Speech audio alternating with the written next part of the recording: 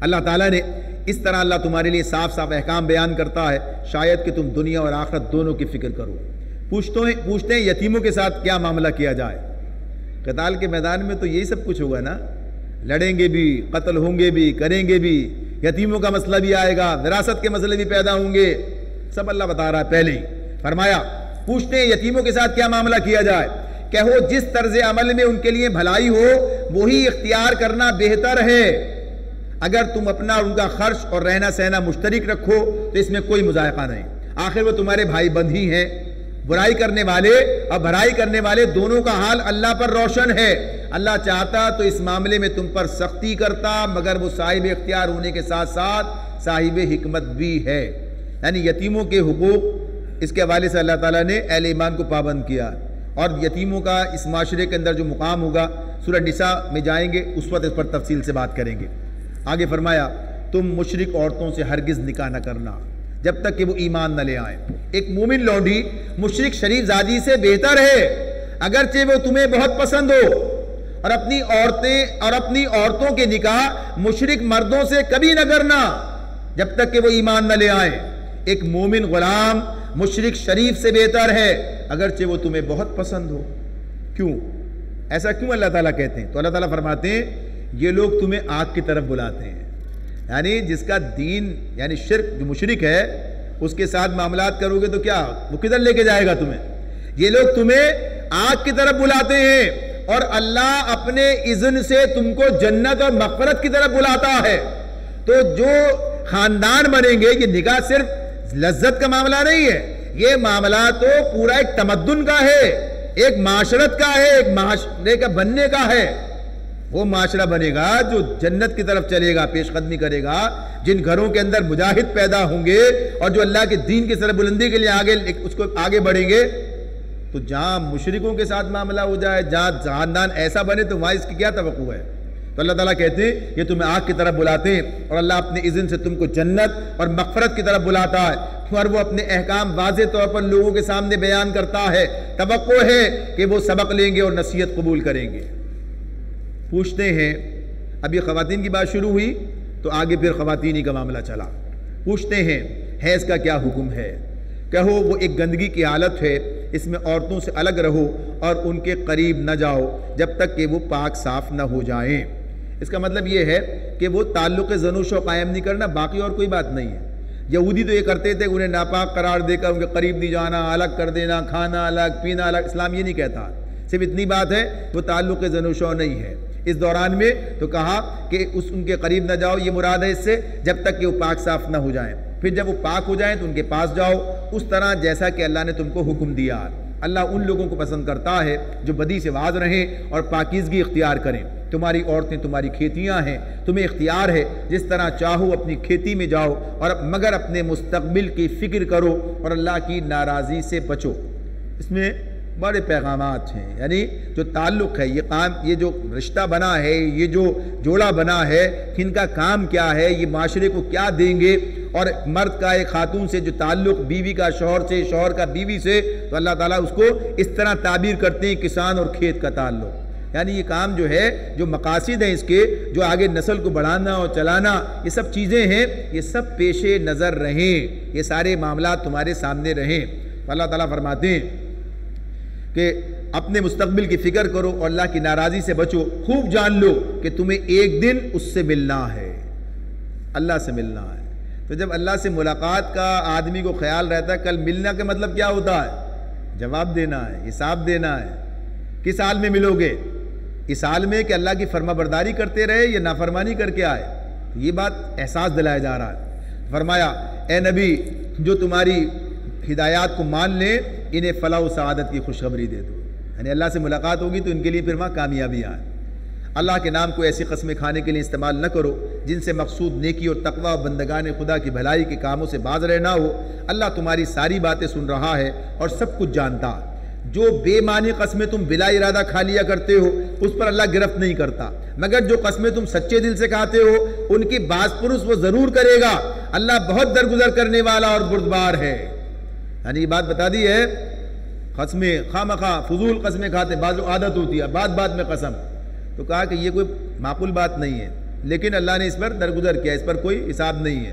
لیکن کوئی ایسی قسم کھا لے جیسے لوگ کھا لے آئندہ ان سے نہیں ملوں گا، تو تعلق منقطع کرنا غلط قسم ہے یہ۔ یا کوئی نہیں آج سے ان کے ساتھ کوئی بھلائی کی بات نہیں کرنی، ان کے ساتھ ایسے آدمی، تو یہ سب ایسی قسمیں جس سے بھلائی سے دور رہنا ہو، ان کی ممانعت کی گئی۔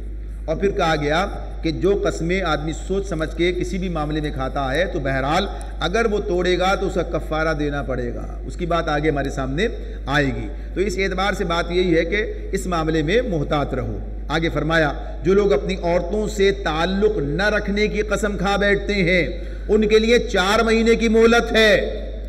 ناچاقی، اب یہ طلاق اور اس کے احکامات، یہ ناچاقی اس کے معاملات آ رہے ہیں، تو اس میں یہ بات بتائی ہے کہ اگر گھر میں جھگڑا ہوا، شوہر بیوی کے درمیان تعلق، جسمانی تعلق منقطع کر لیا، قسم کھا لی جب بغیر قسم کے، دونوں صورتوں کی بات ہے، تو اللہ رب العالمین نے یہ بات کہی کہ 4 مہینے کی مہلت ہے۔ اس کو اصطلاح شرع میں ایلا کہتے ہیں، اس بات کو کہ آدمی نے قسم کھا لی ہے کہ نہیں رکھیں گے تعلق، کہا کہ آج سے بس، تو کہا اس کے لیے 4 مہینے کی بات ہے۔ 4 مہینے کے اندر فیصلہ کر لو رہنا ہے یا الگ ہونا ہے، یہ نہیں کہ سالوں چھوڑ رکھا ہے، وہ اپنے گھر یا اپنے گھر اور جھگڑے اور فساد چل رہے ہیں، اتنے لمبے کرنے کی بات نہیں ہے، 4 مہینے میں طے کرو معاملات کو۔ تو یہ اللہ تعالیٰ کی طرف سے فرمایا اگر انہوں نے رجوع کر لیا تو اللہ معاف کرنے والا اور رحیم ہے، اور اگر انہوں نے طلاقی کی ٹھان لی ہو تو جانے رہیں کہ اللہ سب کچھ سنتا اور جانتا ہے۔ یعنی معاملہ تو یہ چیزیں کہ تعلق بھی بندھا ہوا ہے، نکاح میں بھی ہیں، بساتے بھی نہیں ہیں گھر میں، تو یہ بات درست نہیں ہے۔ اس کے بعد طلاق کی بات ہے تو فرمایا جن عورتوں کو طلاق دی گئی ہو وہ 3 مرتبہ ایام ماہواری آنے تک اپنے آپ کو روکے رکھیں، اور ان کے لیے جائز نہیں ہے کہ اللہ نے ان کے رحم میں جو کچھ خلق فرمایا ہو اسے چھپائیں، انہیں ہرگز ایسا نہ کرنا چاہیے۔ اگر وہ اللہ اور روز آخر پر ایمان رکھتی ہیں، ان کے شوہر تعلقات درست کر لینے پر آمادہ ہوں تو وہ اس عدت کے دوران میں انہیں پھر اپنی زوجیت میں واپس لے لینے کے حقدار ہیں۔ یہ کب کی بات ہے؟ یہ طلاق دی گئی ہے، اب یہ 3 مہینے یہ ایام عدت ہیں، 3 ایام 3 ماہواری کی بات ہے، یہ ہو یا پھر جنہیں ماہواری نہ ہو تو ان کے لیے 3 مہینے کی بات ہے، تو یہ اس کے دوران میں واپس لینے کے حقدار ہیں۔ تو یہ کیا بات ہے؟ یہ طلاق رجعی۔ دیکھیے طلاق کی 3 قسمیں ہیں، رجعی جس میں رجوع کرنے کی گنجائش ہے، یعنی طلاق واپس لے لی، رجوع کر لیا، چلے گئے، ایک حق ختم ہو گیا، یعنی اس کی بات تفصیل آتی ہے ابھی۔ اور دوسری ہوتی ہے طلاق بائن، یعنی جس کے بعد رجوع کا حق نہیں ہے لیکن دوبارہ نکاح کر سکتے ہیں۔ اور ایک ہوتی ہے طلاق مغلظ، جس کے بعد اب کوئی گنجائش، نکاح بھی نہیں کر سکتے، سب ختم، جب 3 طلاقیں دے دی جاتی ہیں، یہ اس کی بات ہو رہی ہے۔ اب جب تک کہ وہ کسی اور سے نکاح ہوتا ہے اور پھر وہ مر جاتا ہے یا طلاق ہو جاتی ہے اور پھر یہ واپس نکاح کرتے ہیں، یہ معاملات۔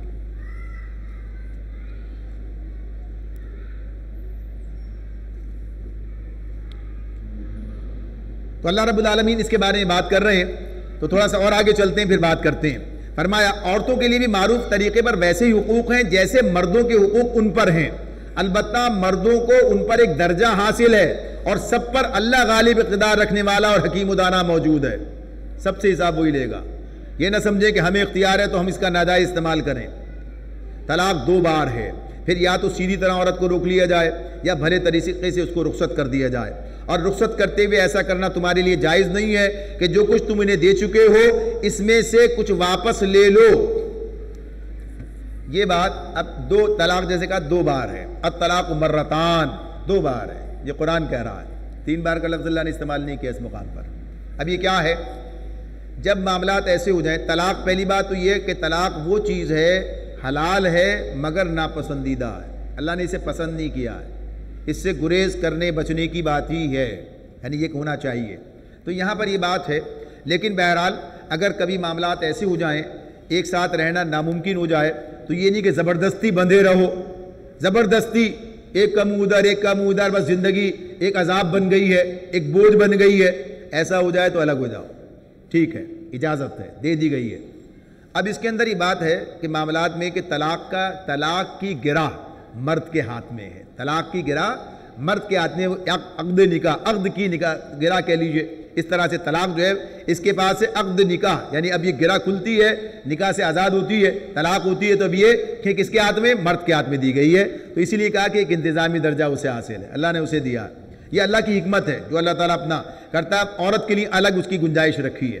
تو یہاں پر یہ بات ہے کہ اگر کسی کو طلاق دینی ہے تو طلاق دینے کا صحیح طریقہ یہ ہے، نبی صلی اللہ علیہ وسلم نے جو بتایا کہ اگر کسی ناچاقی کی وجہ سے طلاق دینا طے کر لیں، مشتعل ہو کے نہیں، وقتی اشتعال کے تحت نہیں، سوچ سمجھ کے، غور کر کے، اچھی طرح سے انتظار کر کے، تو اس کے لیے بتایا کہ جس طہر میں مباشرت نہ ہوئی ہو، جس طہر میں، طہر وہ زمانہ ہوتا ہے خاتون کا جو ایک ماہواری سے دوسری کے درمیان کا ہے، تو اس طہر میں اس میں مباشرت نہ کی، اس میں طلاق دے، ایک طلاق دے دے، ایک طلاق دے دے۔ ایک طلاق دینے کے بعد اب اسے چھوڑ دیا جائے، 3 مہینے عدت کے ہیں، اگر اس میں رجوع کر لیا، معاملات سمجھ میں آ گئے، حالات اچھے ہو گئے تو رجوع کر لیں گے، تو واپس پھر ویسی زن و شوہر ہو گئے، پھر ویسی شوہر ہے کوئی، اور مرد کو اس بات کا حق ہے کہ رجوع کر لے۔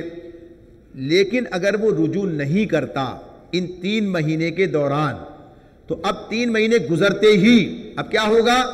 طلاق بائن ہو جائے گی۔ ایک طلاق دی تھی، بائن ہو جائے گی، یعنی اب طلاق واقع ہو گئی، عورت مرد سے الگ کر دی گئی، اب وہ آزاد ہے، جہاں چاہے نکاح کرے، جو چاہے کرے، اب اس کی مرد سے وہ آزاد ہو گئی، یہ معاملہ ختم ہو گیا۔ لیکن اس طریقے سے طلاق دینے کا نتیجہ کیا ہے؟ اگر پھر کبھی وہ چاہیں، وقت اور حالات انہیں یہ بتائیں غلطی ہو گئی، عورت کی سمجھ میں آ جائے، مرد کی سمجھ میں آ جائے، اور دوبارہ چاہیں تو نکاح کر سکتے ہیں۔ یعنی اس ایک طلاق دینے کا یہ فائدہ ہے۔ 2 طلاق دی ہو تب بھی یہی بات ہے، یعنی پھر آگئے، پھر رجوع کر لیا، پھر مسئلہ ہو گیا، پھر اگر دے دی ہے تو پھر گنجائش موجود ہے رجوع کرنے کی 3 مہینے کے اندر، اور گزر جائے وہ وقت تو نکاح کرنے کی گنجائش موجود ہے۔ اور اگر تیسری مرتبہ بھی یہ کام ہو گیا تو اب گنجائش ختم، کھیل نہیں ہے، مذاق نہیں ہے، بار بار طلاق۔ اور یہ جو لوگ ایک ساتھ 3 طلاق دیتے ہیں، یہ دین کا مذاق اڑانا ہے۔ سخت ناپسند کیا اس کو اللہ کے رسول نے، سخت ناپسند کیا۔ عمر رضی اللہ تعالیٰ نے اپنے دور میں ایسے آدمی کو کوڑے لگواتے تھے، بیک وقت 3 طلاقیں جو دیتے ہیں، یہ گناہ ہے، گناہ جو اللہ تعالیٰ کی طرف سے منع ہے یہ، لیکن کرتے ہیں تو کرنے سے واقع ہو جاتی ہے، کرنے سے واقع ہو جاتی ہے۔ یعنی چاروں ائمہ یہ جو 4 کہتے ہیں نا، یہ مالکی، حنبلی، شافعی، حنفی، چاروں ائمہ کے نزدیک واقع ہو جاتی ہے، سوائے غیر مقلد جو ہیں، یعنی اس اعتبار سے اہل حدیث، ان کا معاملہ یہ ہے کہ وہ اسے ایک وقت میں ایک تسلیم کرتے ہیں چاہے 10 دیں، ان کا معاملہ ایک ہے۔ لیکن بہرحال یہ یہاں پر اس اعتبار سے یہ ہے، اس کے لیے سورہ طلاق میں مزید تفصیل آئے گی، اس میں نبی صلی اللہ علیہ وسلم سے یہ چیزیں ہمارے سامنے آ جاتی ہیں۔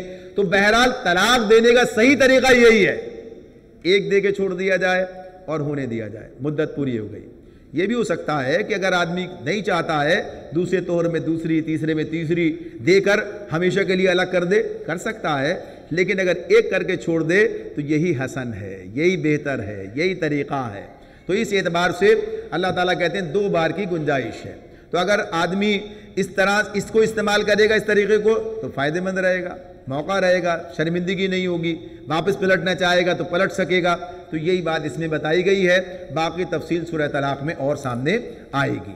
اور پھر یہ بھی بتا دیا کہ طلاق دو تو ایسا نہیں ہے کہ لڑائی جھگڑا فساد سب رکھوا لیا، کہا جو دے دیا ہے تحفہ تحائف جو کچھ دیا ہے مہر واپس نہیں لوگے، سب جو دے دیا ختم، اس سے واپس نہیں لینا۔ آگے فرمایا اب عورت کو کیا حق ہے بتایا۔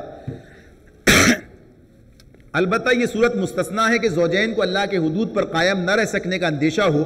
ایسی صورت میں اگر تمہیں یہ خوف ہو کہ وہ دونوں حدود الہی پر قائم نہ رہیں گے تو ان دونوں کے درمیان یہ معاملہ ہو جانے میں کوئی مضائقہ نہیں کہ عورت اپنے شوہر کو کچھ معاوضہ دے کر طلاق یعنی علیحدگی حاصل کر لے۔ اسے کہتے ہیں خلا، یعنی جب عورت لینا چاہتی ہے، مرد دینا نہیں چاہتا ہے، عورت لینا چاہتی ہے، تو یہ خلا ہے۔ اب جب وہ لینا چاہتی ہے تو اب اسے کچھ ایثار کرنا پڑے گا، یعنی مہر چھوڑے یا زیادہ سے زیادہ وہ یہ جو شوہر نے دیا اس سے زیادہ کا مطالبہ وہ نہیں کر سکتا، یہ اسلام کے قوانین ہے۔ تو بہرحال یہ ہے کہ اس صورت میں وہ دے گی، چھوڑے گی مال اور خلا لے سکتی ہے۔ اگر گھر کے اندر معاملہ طے ہو جائے تو ٹھیک، نہیں ہوگا تو پھر عدالت میں جائے گا، اور عدالت پھر یہ سارے معاملات کو دیکھ کر یہ فیصلہ کرے گی، خلا کا معاملہ ہوگا۔ تو یہ اللہ تعالیٰ نے عورت کو حق دیا ہے۔ فرمایا کہ یہ اللہ کی مقرر کردہ حدود ہیں، ان سے تجاوز نہ کرو، اور جو لوگ حدود الہی سے تجاوز کریں وہی ظالم ہیں۔ پھر اگر 2 بار طلاق دینے کے بعد شوہر نے عورت کو تیسری بار طلاق دے دی، مغلظ ہو گئی، تو اس کے لیے کیا کہا؟ فرمایا تو وہ عورت پھر اس کے لیے حلال نہ ہوگی الا یہ کہ اس کا نکاح کسی دوسرے شخص سے ہو اور وہ اسے طلاق دے دے۔ تب اگر پہلا شوہر اور یہ عورت دونوں یہ خیال کریں کہ حدود الہی پر قائم رہیں گے تو ان کے لیے ایک دوسرے کی طرف رجوع کر لینے میں کوئی مضائقہ نہیں۔ یہ اللہ کی مقرر کردہ حدیں ہیں جنہیں وہ ان لوگوں کی ہدایت کے لیے واضح کر رہا ہے جو اللہ کی حدوں کو توڑنے کا انجام جانتے ہیں۔ یعنی یہ بات اس طرح ہے۔ اس کا مطلب یہ نہیں ہے کہ حلالے کی بات یہ بیان کر دی گئی ہے۔ یہ عام حالات کے اندر اگر پھر نکاح کہیں ہو گیا، اس کا انتقال ہو جائے یا وہ طلاق دے دے، سازشی نکاح کرنے کو اللہ کے رسول نے اس کو بدکاری قرار دیا ہے۔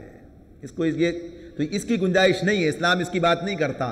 تو یہ بات اس اعتبار سے، اسی لیے اللہ تعالیٰ کہتے ہیں، آگے بات آ رہی ہے، آگے جملہ آتا ہے تو فرمایا اور جب تم عورتوں کو طلاق دے دو اور ان کی عدت پوری ہونے کو آ جائے تو یا بھلے طریقے سے انہیں رخصت کر دو یا بھلے طریقے سے روک لو۔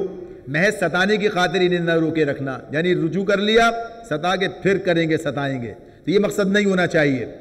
انہیں محض ستانے کی خاطر انہیں نہ روکے رکھنا کہ یہ زیادتی ہوگی، اور جو ایسا کرے گا وہ در حقیقت آپ اپنے ہی اوپر ظلم کرے گا۔ اللہ کی آیات کا کھیل نہ بناؤ، یہ ہے وہ بات۔ یعنی اللہ نے جو راستہ رکھا تھا وہ اس لیے نہیں کہ آپ نے جو ہے یہ کام کرے اور اس طرح سازشی نکاح کرے۔ اللہ کی آیات کا کھیل نہ بناؤ، بھول نہ جاؤ کہ اللہ نے کس نعمت عظمیٰ سے تمہیں سرفراز کیا ہے۔ وہ تمہیں نصیحت کرتا ہے کہ جو کتاب اور حکمت اس نے تم پر نازل کی ہے اس کا احترام ملحوظ رکھو، اللہ سے ڈرو اور خوب جان لو کہ اللہ کو ہر بات کی خبر ہے۔ جب تم اپنی عورتوں کو طلاق دے چکو اور وہ اپنی عدت پوری کر لیں تو پھر اس میں مانع نہ ہو کہ وہ اپنے زیر تجویز شوہروں سے نکاح کر لیں جبکہ وہ معروف طریقے سے باہم مناکحت پر راضی ہوں۔ تمہیں نصیحت کی جاتی ہے کہ ایسی حرکت ہرگز نہ کرنا اگر تم اللہ اور روز آخر پر ایمان لانے والے ہو۔ تمہارے لیے شائستہ اور پاکیزہ طریقہ یہی ہے کہ اس سے باز رہو، اللہ جانتا ہے تم نہیں جانتے۔ تو اس اعتبار سے یہاں طلاق کے یہ معاملات مکمل ہوتے ہیں۔